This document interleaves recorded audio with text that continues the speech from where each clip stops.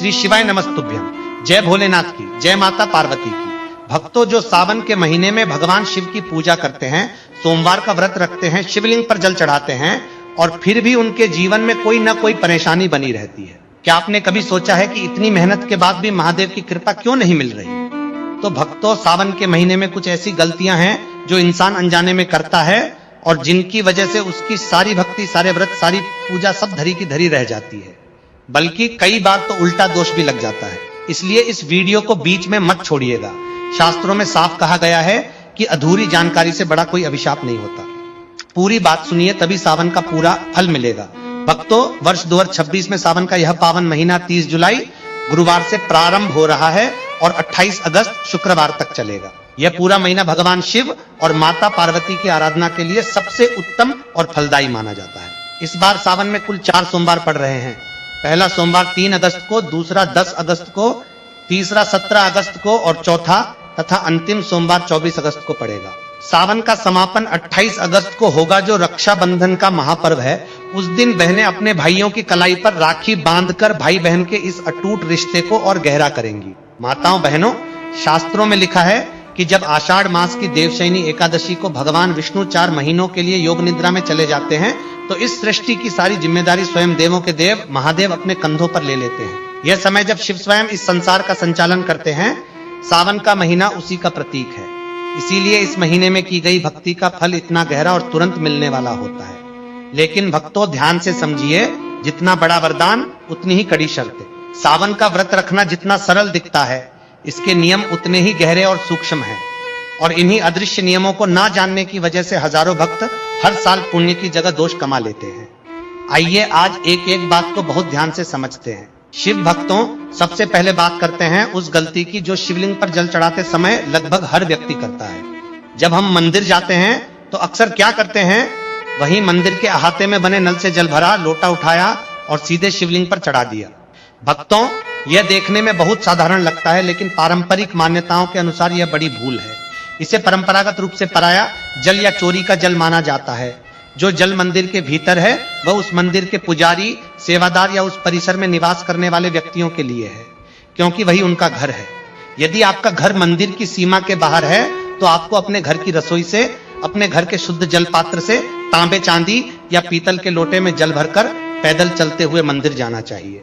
महाराज कहते हैं कि इसके पीछे का रहस्य बहुत गहरा है। जब आप अपने घर से जल लेकर मंदिर की ओर चलते हैं तो उस यात्रा के दौरान आपके परिवार की सारी नकारात्मक ऊर्जा, आपके पूर्वजों का कष्ट, आपके जीवन की समस्याएं और आपके शरीर की बीमारियां, ये सब धीरे धीरे उस जल में समाने लगती हैं। वह जल एक माध्यम बन जाता है। जब आप उस जल को शिवलिंग पर अर्पित करते हैं तो भगवान भोलेनाथ आपके कष्टों को उसी तरह पी जाते हैं जैसे उन्होंने समुद्र मंथन के समय हलाल विष को अपने गले में धारण किया था।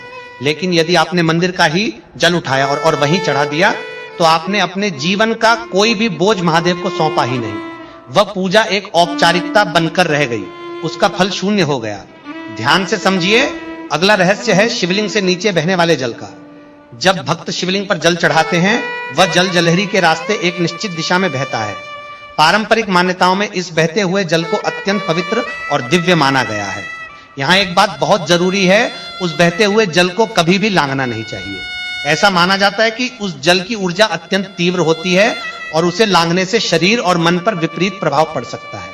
लेकिन भक्त उस जल का एक बड़ा सुंदर उपयोग भी बताया गया है। यदि आप थोड़ा सा वह जल किसी पात्र में लेकर घर ले जाएं तो इसे परंपरागत रूप से अत्यंत शुभ माना गया है। यदि घर में किसी को तेज बुखार हो, बड़े बड़े उपाय कर लिए गए हों और कुछ काम न आया हो, तो इस जल की कुछ बूंदे उस व्यक्ति को देने से या उसके माथे पर छिड़कने से भोलेनाथ की कृपा से बड़ी राहत मिलती है, ऐसी मान्यता है। इसी प्रकार यदि किसी की आंखों में जलन रहती हो, आंखें कमजोर हो रही हो, तो प्रतिदिन सुबह इस जल की कुछ बूंदे आंखों के किनारे लगाने से बहुत लाभ होता है। यह पारंपरिक विश्वास है जो पीढ़ियों से चला आ रहा है। माताओं बहनों, इस जल का एक और अद्भुत प्रयोग है। इस जल को अपने घर के मुख्य द्वार पर चारों कोनों में तिजोरी के पास छिड़कने से घर की नकारात्मक ऊर्जा दूर होती है, ऐसा पारंपरिक विश्वास है। यदि किसी ने आपके घर पर कोई बुरी भावना से कुछ किया हो या घर में बीमारियां और परेशानियां लगातार बनी हो, तो यह प्रयोग बहुत सहायक माना गया है। लेकिन एक सावधानी जरूरी है, इस जल को पांव नहीं लगने देना चाहिए, किसी अशुद्ध जगह पर नहीं रखना चाहिए और स्नान घर के पास बिल्कुल नहीं ले जाना चाहिए। अब बात करते हैं शिवलिंग पर चढ़ाई जाने वाली सामग्री की। भक्तों, महाराज कहते हैं कि भगवान भोलेनाथ तो केवल एक लोटे शुद्ध जल से भी प्रसन्न हो जाते हैं, क्योंकि वे आशुतोष हैं जो बहुत जल्दी प्रसन्न होते हैं। लेकिन यदि आपके जीवन में कोई पुरानी और बड़ी मनोकामना अधूरी है तो जल में कुछ विशेष चीजें मिलाने से उसका प्रभाव कई गुना बढ़ जाता है। सावन के महीने में यदि आप शिवलिंग पर ताजे गन्ने का रस अर्पित करते हैं तो घर में माता लक्ष्मी की कृपा बनी रहती है, ऐसी मान्यता है। घर का कर्ज हो, दरिद्रता हो, आर्थिक संकट हो, यह प्रयोग बहुत लाभकारी माना जाता है। यदि आप महसूस करते हैं कि पितृदोष है, राहु केतु का प्रकोप है या काम बनते बनते बिगड़ जाते हैं तो जल में थोड़े से काले तिल मिलाकर ओम नमः शिवाय का 108 बार जाप करते हुए शिवलिंग पर अर्पित करें। शास्त्रों में इसे अत्यंत शुभ उपाय बताया गया है। शिव भक्तों, धतूरे की बात भी जरूरी है। बहुत से लोग बिना किसी नियम के जितने चाहे धतूरे शिवलिंग पर रख देते हैं, लेकिन मान्यता के अनुसार धतूरा हमेशा विषम संख्या में यानी 1, 3 या 5 ही चढ़ाना चाहिए। धतूरा प्रतीकात्मक रूप से हमारे भीतर के काम, क्रोध, लोभ, मोह और अहंकार को दर्शाता है। जब हम विषम संख्या में धतूरा चढ़ाते हैं तो मानो हम अपनी इन मानसिक बुराइयों को महादेव के चरणों में समर्पित कर देते हैं। अब बात करते हैं पंचामृत की। सावन में शिव जी को पंचामृत का भोग लगाना बेहद शुभ माना गया है। पंचामृत में 5 चीजें होती हैं: शुद्ध गाय का कच्चा दूध, गाढ़ा दही, शुद्ध घी, असली शहद और मिश्री। यह सब चीजें शुद्ध और घर की बनी होनी चाहिए। बाजार की मिलावटी या डिब्बाबंद सामग्री से भगवान को भोग नहीं लगाना चाहिए। और एक बात, पंचामृत को कभी तांबे के बर्तन में नहीं रखना चाहिए। तांबे में दूध या दही रखने से रासायनिक बदलाव होता है जिससे वह खट्टा और हानिकारक हो जाता है। पंचामृत के लिए हमेशा पीतल, चांदी, कांसे या मिट्टी का बर्तन ही उपयोग करें। भक्तों, अब एक बहुत जरूरी बात जो बहुत कम लोग जानते हैं, सावन के महीने में व्रत रखने वाले भक्तों को दूध का सेवन नहीं करना चाहिए। यह सुनकर आपको आश्चर्य हो सकता है, लेकिन इसके 2 गहरे कारण हैं। पहला कारण धार्मिक है। माताओं बहनों, सावन में दूध पूर्ण रूप से भगवान शिव को समर्पित होता है। जब समुद्र मंथन के बाद हलाल विष के कारण महादेव का कंठ जल रहा था, तब सभी देवताओं ने उन पर दूध और जल अर्पित किया था ताकि उनके कंठ की जलन शांत हो। जो वस्तु सीधे भगवान को समर्पित है उसका व्रतधारी भक्त स्वयं सेवन नहीं कर सकता। इसे परंपरागत रूप से दोष माना गया है। दूसरा कारण व्यावहारिक और प्राकृतिक है।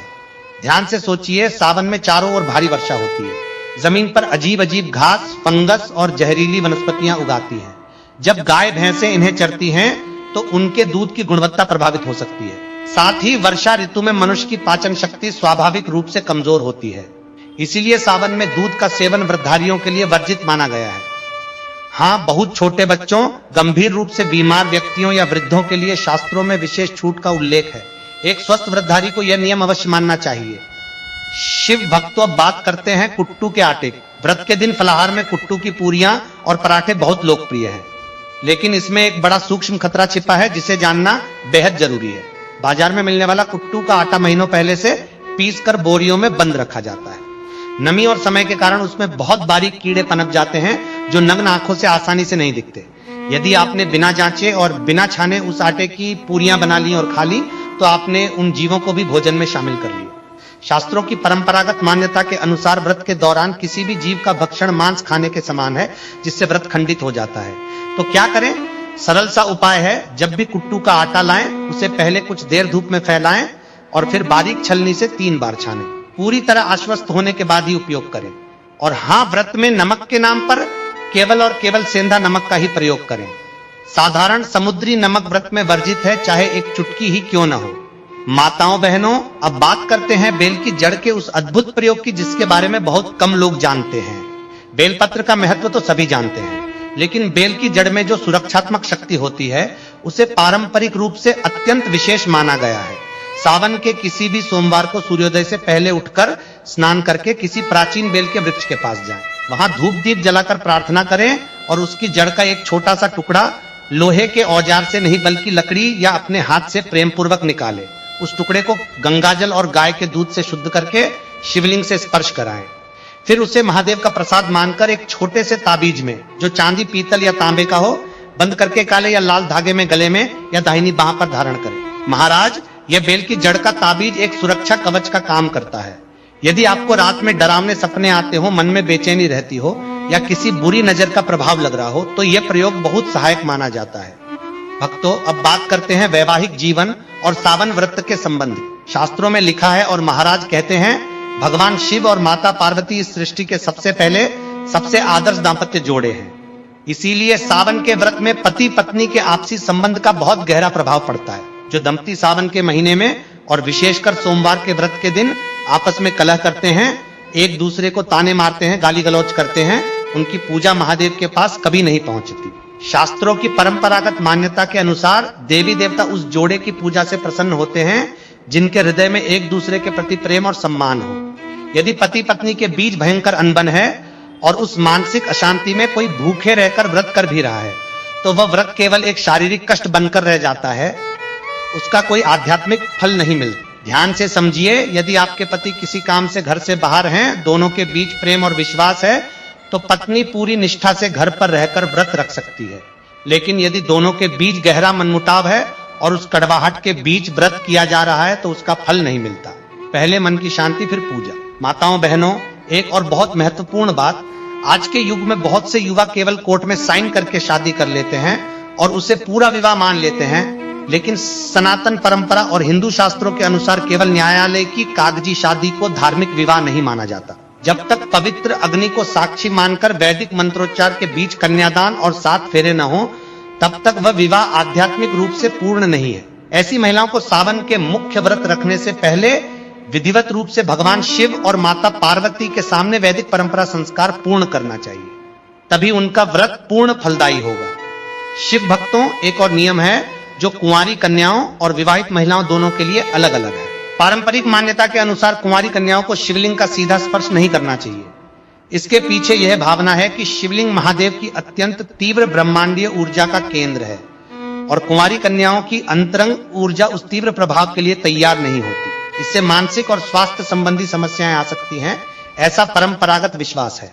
कुंवारी कन्याओं को माता पार्वती की मूर्ति या जलहरी का स्पर्श करना चाहिए और दूर से ही जल अर्पित करना चाहिए। इसके विपरीत जो महिलाएं वैदिक रीति से विवाहित हैं, वे शिवलिंग का स्पर्श कर सकती हैं, चंदन लगा सकती हैं, पूरी निष्ठा से उनकी सेवा कर सकती हैं। भक्तों, अब बात करते हैं उन दिव्य संकेतों की जो यह बताते हैं कि महादेव आपकी भक्ति से प्रसन्न है। सावन के महीने में जब आप पूरी श्रद्धा और नियम के साथ भक्ति करते हैं, तो महादेव आपको कुछ ऐसे संकेत देते हैं जो आश्चर्यचकित कर देते हैं। यदि सावन में अचानक आपके घर के भीतर, आंगन में या बेडरूम के पास कोई काला सांप दिखे, तो घबराएं नहीं, चीखें नहीं और उसे नुकसान न पहुंचाएं।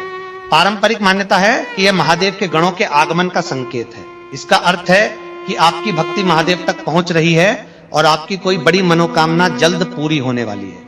इसी प्रकार यदि सावन के दिनों में कोई भूखी गाय आपके मुख्य द्वार पर आ जाए, तो यह परंपरागत मान्यता के अनुसार महादेव के नंदी का प्रतीक है।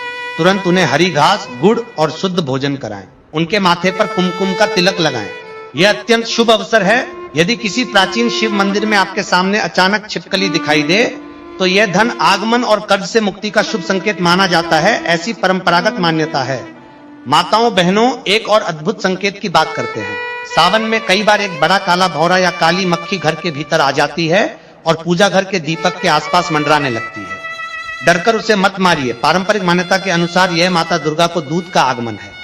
शास्त्रों में भौरे को माता ब्रह्माणी और मां दुर्गा का दूत माना गया है। इसका घर में आना यह संकेत है कि आपके घर पर जो भी नकारात्मकता मंडरा रही थी, वह दूर हो रही है और सुख समृद्धि का आगमन होने वाला है। शिव भक्तों, अब बात करते हैं शिव जी को चढ़ाए जाने वाले भोग की। भगवान भोलेनाथ को बाजार की मिलावटी केमिकल युक्त मिठाइयां भोग में नहीं लगानी चाहिए। यदि आप बर्फी चढ़ाना चाहते हैं तो वह घर पर शुद्ध दूध से बनी हो। इसमें चांदी का वर्क न लगाएं, क्योंकि उसकी निर्माण प्रक्रिया में अशुद्ध तत्वों का उपयोग हो सकता है। शिव जी को दही का भोग अत्यंत प्रिय है, विशेषकर सावन के गर्म और उमस भरे मौसम में। लेकिन दही बिल्कुल ताजा होना चाहिए। खट्टा, पुराना या बासी दही कभी न चढ़ाएं। ऐसी मान्यता है कि बासी चीजें शिव जी को अर्पित करने से घर में कलह बढ़ती है। भक्तों, अब आते हैं इस वीडियो के उस भाग पर जो आज की सबसे बड़ी और रोंगटे खड़े कर देने वाली बात है। समुद्र मंथन और महादेव के हलाल विष पान की वह अमर कथा जिसे सुने बिना सावन का कोई भी व्रत पूरा नहीं होता। शिव महापुराण की कथा कहती है, बहुत पुराने समय में सतयुग के दौरान जब देवता और असुर अमृत प्राप्ति के लिए क्षीर सागर का मंथन कर रहे थे, मंदराचल पर्वत को मथानी बनाया गया और नागराज वासुकी को रस्सी। एक और देवता थे, दूसरी ओर असुर। वे दोनों मिलकर समुद्र को मथ रहे थे। मंथन की उस प्रक्रिया के बीच अचानक समुद्र की गहराइयों से एक घना, काला और विषाक्त धुआं उठने लगा। भक्तों, यह कोई साधारण धुआं नहीं था। यह था हलाल, ब्रह्मांड का सबसे भयंकर महाविष, जिसकी केवल एक सांस से तीनों लोकों के प्राणी तड़प उठे। वनस्पतियां सूखने लगी, देवताओं के मुकुट पिघलने लगे और असुर भी दम तोड़ने लगे। पूरी सृष्टि महाविनाश की कगार पर आ खड़ी हुई। न ब्रह्मा जी के पास कोई उत्तर था, न भगवान विष्णु के पास। तब सभी देव, ऋषि, हाइफन मुनि और दानव सब एक साथ कैलाश की ओर दौड़े और महादेव के चरणों में गिर पड़े। हे महादेव, हे नीलकंठ, हे त्रिलोकनाथ, केवल आप ही हमें बचा सकते हैं। और फिर भक्तों, वह अद्भुत क्षण आया जो पूरे ब्रह्मांड के इतिहास में सबसे बड़ा त्याग और सबसे महान करुणा का प्रतीक बना। देवों के देव महादेव ने अपनी अंजलि में उस खौलते जलते भयानक हलाल विष को उठाया और उसे पीने लगे। लेकिन उन्होंने उस विष को अपने उदर में नहीं जाने दिया, क्योंकि उनके पेट में पूरी सृष्टि समाई थी। उन्होंने उस विष को अपनी योग शक्ति से कंठ में ही रोक लिया। उस जहर की तीव्र जलन ने उनका कंठ नीला कर दिया और उसी दिन से तीनों लोगों ने उन्हें नीलकंठ के नाम से पुकारा। विष की उस असह्य गर्मी से महादेव का पूरा शरीर तपने लगा। तब सभी देवताओं ने उन पर गंगाजल की अखंड धारा डाली, उनके सिर पर शीतल चंद्रमा स्थापित किया, उन पर ठंडे बेलपत्र, शीतल धतूरे और गन्ने का रस अर्पित किया, ताकि उस विष की अग्नि का प्रभाव कम हो सके। भक्तों, यह सारी घटना सावन के महीने में ही हुई थी। यही कारण है कि जो भी भक्त सावन में महादेव पर ठंडे जल की धारा, दूध और बेलपत्र चढ़ाता है, वह उसी प्रेम और कृतज्ञता को दोहराता है जो उस समय देवताओं ने व्यक्त की थी। और महादेव उस भक्ति के बदले में उसके जीवन का सारा विष, सारी पीड़ा, सारी बीमारी, सारा संकट स्वयं पी जाते हैं और उसे जीवन का अमृत प्रदान करते हैं। माताओं बहनों, अब एक और पौराणिक कथा सुनिए, जालंधर की कथा। शिव महापुराण में इसका विस्तृत वर्णन आता है। जालंधर एक ऐसा महाशक्तिशाली असुर था जिसका जन्म समुद्र से हुआ था। उसने तीनों लोकों पर अपना अधिकार कर लिया था। उसकी शक्ति का राज था उसकी पत्नी वृंदा का पातिव्रत धर्म। वृंदा भगवान विष्णु की परम भक्त थी और उनके सतीत्व के कारण जालंधर को कोई भी देवता युद्ध में हरा नहीं सकता। जब जालंधर के अत्याचार चरम पर पहुंच गए और उसने माता पार्वती पर कुदृष्टि डालने का दुस्साहस किया, तब महादेव का क्रोध फूट पड़ा। कैलाश पर दोनों के बीच एक भीषण युद्ध छिड़ा, लेकिन वृंदा के सतीत्व के कारण जालंधर बार बार जीवित हो उठता था। तब सृष्टि के संतुलन को बनाए रखने के लिए भगवान विष्णु ने एक कठिन निर्णय लिया। वे जालंधर का वेश धारण करके वृंदा के पास गए। वृंदा ने अपने पति को समझकर उनका स्पर्श किया और उसी क्षण उनका पातिव्रत धर्म भंग हो गया। उसी पल युद्ध भूमि में महादेव के त्रिशूल ने जालंधर का अंत किया। जब वृंदा को इस माया का बोध हुआ तो उन्होंने श्री हरि को शालिग्राम बनने का श्राप दिया और स्वयं सती हो गई। उनकी राख से तुलसी का पौधा प्रकट हुआ। यही कारण है कि शिव पूजा में तुलसी के पत्ते का कभी प्रयोग नहीं किया जाता। यह जानकारी हर उस भक्त के लिए जरूरी है जो शिवलिंग पर तुलसी चढ़ाता हो, यह भूल है। शिव भक्तों, सावन में सबसे अधिक जपा जाने वाला मंत्र है महामृत्युंजय मंत्र। लेकिन इस मंत्र के पीछे की वह रोमांचकारी और भावुक कर देने वाली कथा बहुत कम लोग जानते हैं। शिव पुराण की कथा के अनुसार ऋषि मृकंडू के पुत्र मार्कंडेय की आयु जन्म से ही केवल 16 वर्ष निर्धारित थी। जैसे जैसे वह समय करीब आने लगा, उनके माता पिता का हृदय मृत्यु के भय से कांपने लगा।